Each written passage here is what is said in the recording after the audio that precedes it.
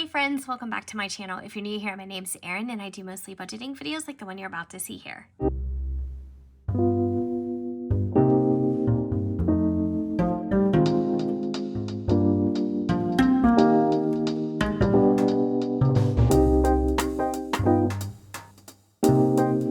Thank you so much for tuning in. As usual, I have all kinds of drama that has been going on, and I just thank God that I'm here at home and I'm recuperating. But you guys know I had COVID.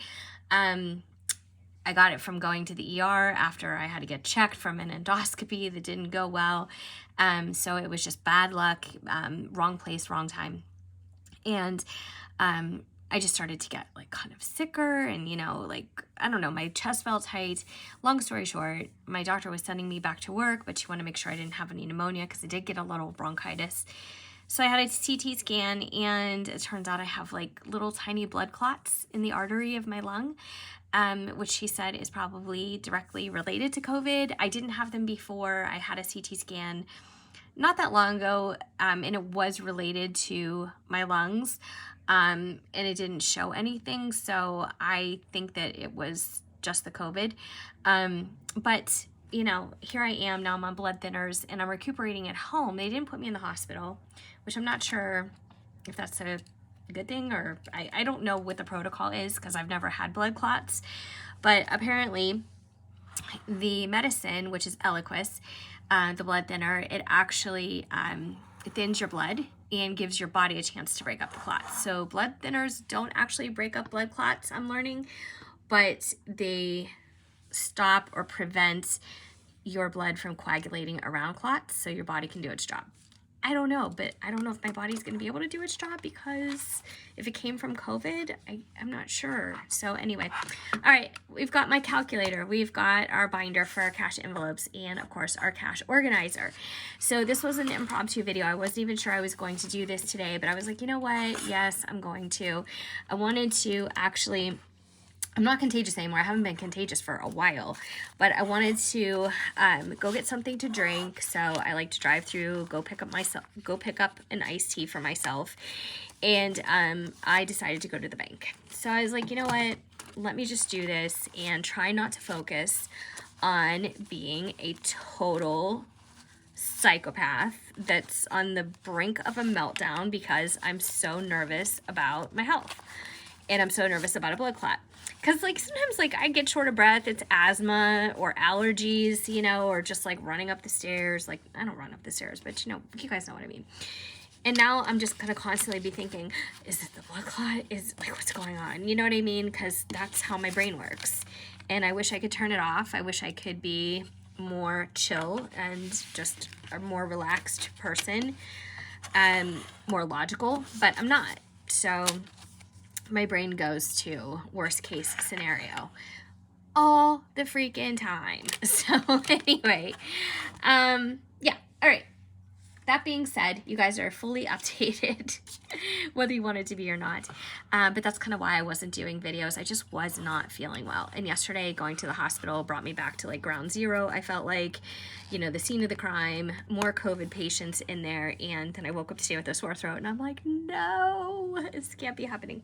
But anyways, I just have to keep thanking God and thanking, just being grateful that I'm recuperating at home. And I hope it continues that way. I hope that this is the tail end or the brunt of it. And so we can start moving forward and start enjoying, hopefully, the rest of the spring and getting into summer. So anyway, today we're going to be doing tons of stuffing. And I actually need this binder as well. So I have two binders going on here. And one is for early mortgage payoff, and then one is going to be for my cash envelopes for our spending for the coming week. So I have, let's start with that. I have an early mortgage payoff plan. I think you guys are familiar with it. And it involves putting aside $1,800 every single month from my husband's retirement check. Now, his retirement check went down because insurance went up. So we are actually both on his health insurance for life now, which is a total blessing. But it went down to like right around just over $2,300. So $1,800 of that we're going to be taking every single month and putting it toward our early mortgage payoff plan. And had we not had this additional money coming in, we would not be doing an early mortgage payoff plan that was anywhere near as dramatic. We would still want to concentrate on that because we are out of credit card debt. We paid off everything we needed to pay off. No student loans, no personal loans, no home improvement loans, you know, and everything like that. Paid off the pool that we're putting in. So everything is well under control, but now we just have to focus on our house because it's just us. We don't have kids. We don't have long-term health insurance, which we need.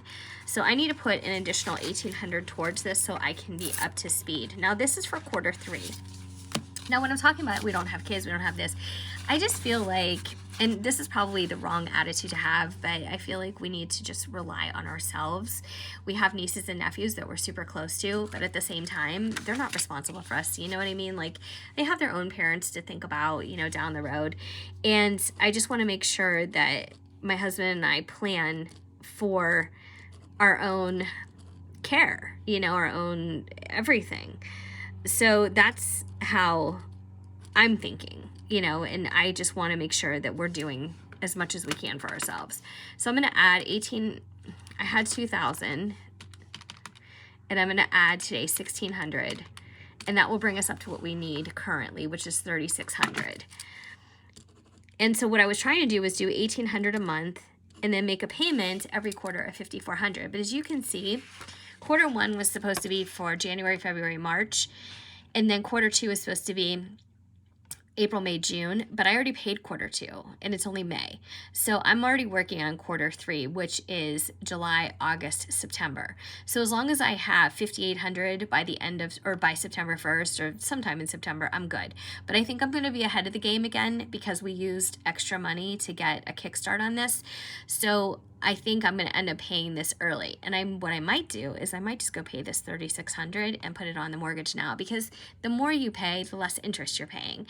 So I think I might do that, but I still haven't gotten our escrow straightened out, which is really, really frustrating. They took it, we asked for it to be separated, which they did, and everything went okay. And then my very next bill for my mortgage, it said I owed the whole amount again, including escrow. And I'm like, wait a second. So the girl's like, oh, just pay, you know, without the escrow. And I'm like, well, you know, that's great, and that's the way it should be, but I don't want to get like any type of penalty or anything because it's not situated in the system. So anyway, all right, I need 1,600. So we have 100, 200, 300, 400, 500, 600, 700, 758, 859, 950, 10, 1050, 11, 1150, 12, 1250, 13, 1350, 14, 1450, 15, 1550, 16. All right, so we have all that to put in with our early mortgage. So we should have a total of 3,600 now, and we should probably make sure. So this was 1,600, 1,650, 17, 1750, 18, 1850, 19, 1950, 2,000, 51, 52, 53, 54, 55, 56, 57, so I'm at 2,750, or I'm sorry, I'm at 2,700, 28, 29, 3,000, 100, 200, 300, 400, 500, 600. So we're at 3,600, which is right on the money, right where we're supposed to be. So like I said, I think I might go and pay that off, or make this payment. And when I go, you know, I usually just go through the drive-through, but I write a note indicating that I would like this money applied toward principal only, because I don't want it to look like I'm trying to make advance payments and then have this not come down off the principal, because then what would be the point? All right, so we have our early mortgage payoff money organized and ready to go. And I'm going to put that back in my binder where I have my $2,382 savings challenge. And that's still going strong. I'm up to date with that. I did a separate video on that. So, and guys, my printables are still in my Etsy shop if you're interested. I know some of you have emailed me with questions, and interest in things like that. So thank you so much, and thank you for those of you who have made purchases. I really appreciate it. I'm going to continue to put new products, new printables in there, and I'll update you guys on those as well. But I do need to do a budget with me because I did get paid today. And well, no, today is Thursday. I get paid tomorrow, but it hit my account today. So even though I'm on sick leave, I'm obviously using my sick time, which is fine. All right, so we had $1,600, and now we need, I'm gonna do 100 for gas, plus 160 for groceries and dog food, plus 100 for miscellaneous, plus $230 I need to pay toward Discover. So I should have $590 remaining. So let's make sure. So we have 51, 52, 53, 54, 450, 470, 490, 510, 530, 550, 570, 580, and 590. All right, so we're good with how we counted and the amount of money that I asked to take out. So now I'm gonna switch to my cash envelope binder, and we are going to stock our cash envelopes for the coming week. So I'm gonna start out with groceries, and well, I don't even need to take this out. I'm gonna start out with groceries, and I'm gonna put $160 into groceries. So that's gonna be 250s, a 20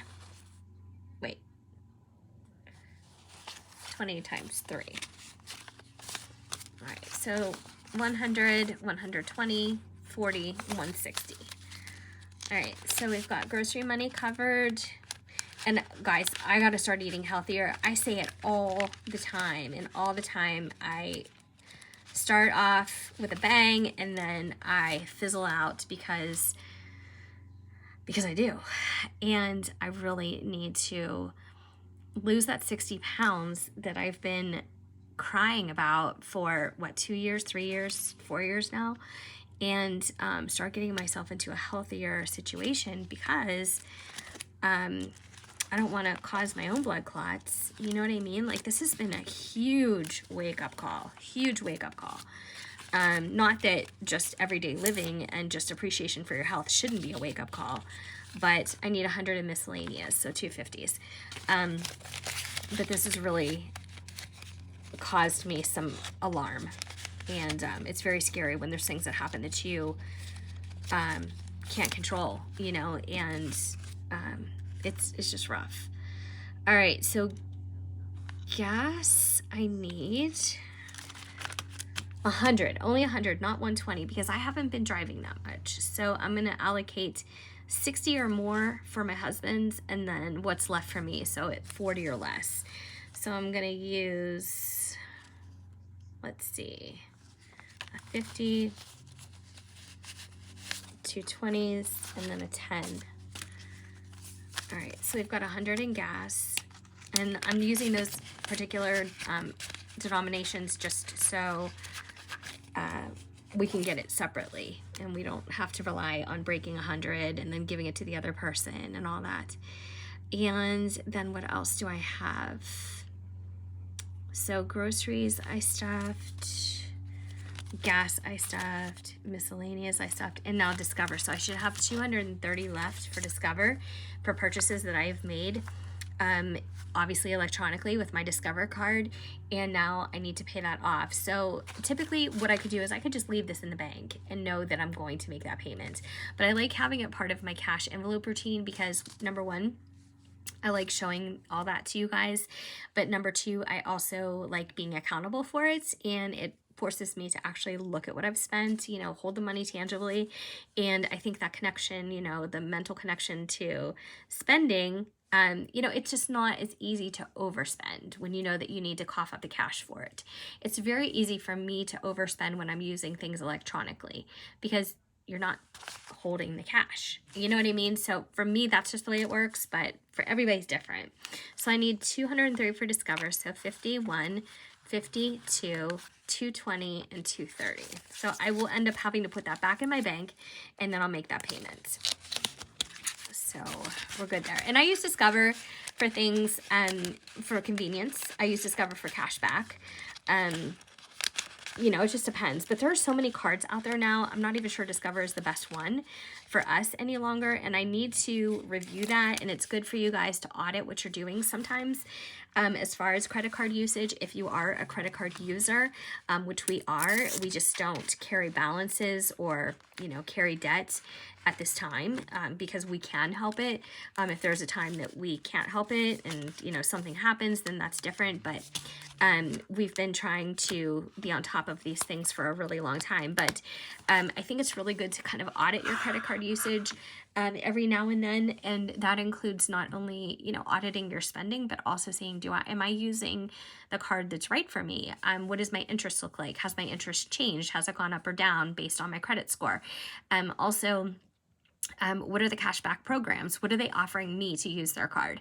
Because I think that once you're in a different position where you're dealing with credit card usage in a different way than just, you know, paying off debt, which is where we were for so long, I think that then you can look at things with a little bit of a different eye once you start to get out of debt and once you start to you know, use credit cards differently, perhaps.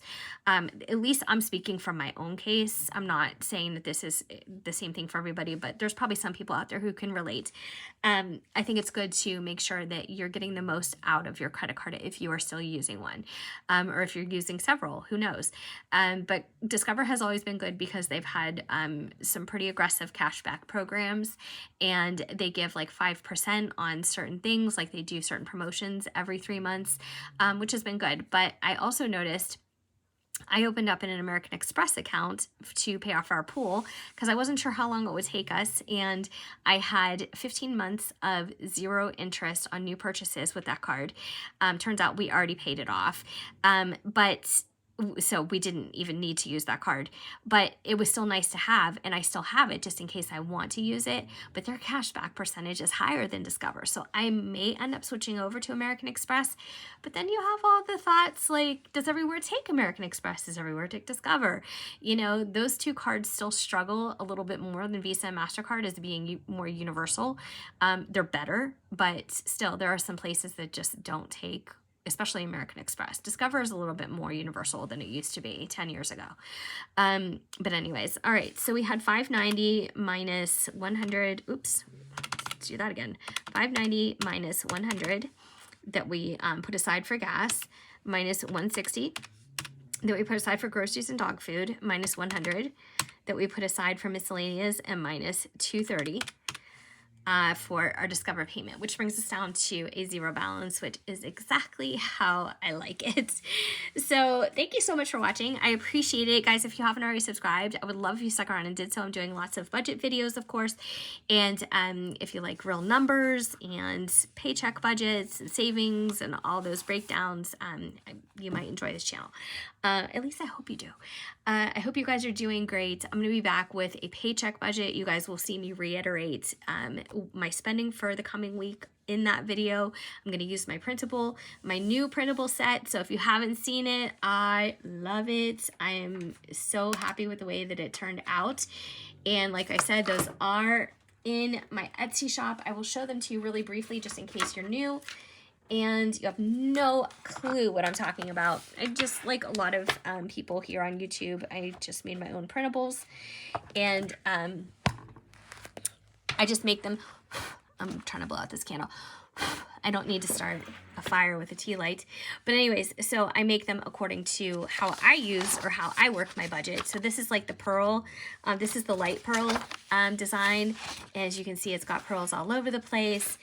And then I have my first paycheck budget for May, which I'm going to do in a separate video. My monthly budget forecast or overview. And of course, I have all kinds of other sheets for sinking funds, for my goals, and some notes and stuff like that. So these kits for an entire month, 12 sheets, are $3.75 each. And I do have a darker pearl background And somebody commented that I have this set too. Somebody commented that these look like they're more like grown up than maybe the other designs I've done. And I love that. I think that is so true. But I like the other ones too. I like the watercolors. And if you guys aren't familiar with what I'm talking about with the watercolors, let me show you those. This is my Schedule Like a Boss page. And I have this printable out there too. And all these can be sized down to print for the Happy Planner. I have instructions on that. But this is like my budget and planning kit that I was using before the pearls.